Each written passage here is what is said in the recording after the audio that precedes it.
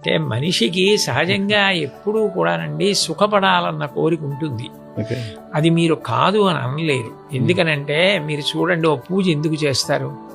ఏ మనిషి అయినా, ఏ జీవి అయినా ఏం కోరుకుంటుంది? నేను సంతోషంగా ఉండాలని కోరుకుంటుంది. ఎవరు కూడా ఇవాళ నాకు కాలు విరిగిపోతే బాగుండు, నా చెయ్యి విరిగిపోతే బాగుండు, నాకేదో పెద్ద కష్టం వస్తే బాగుండని ఎవ్వరు అనుకోరు.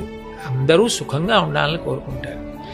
ఆఖరికి శరీరం పడిపోయాక కూడా జీవుడు సుఖంగా ఉండాలని కోరుకుంటాడు. అందుకని ఇక్కడ ఉన్నంతకాలం సుఖంగా ఉండాలి, శరీరం పడిపోయాక సుఖంగా ఉండాలంటే స్వర్గలోకానికి వెళ్ళాలని కోరుకుంటారు. కోరుకోవడం తప్పు కాదు. కోరుకున్నవాడు ఏది చేస్తే అది వస్తుందో తెలుసుకుని చెయ్యాలి. సుఖంగా ఉండాలంటే ఏమిటి ఉండాలి? పుణ్యం ఉండాలి.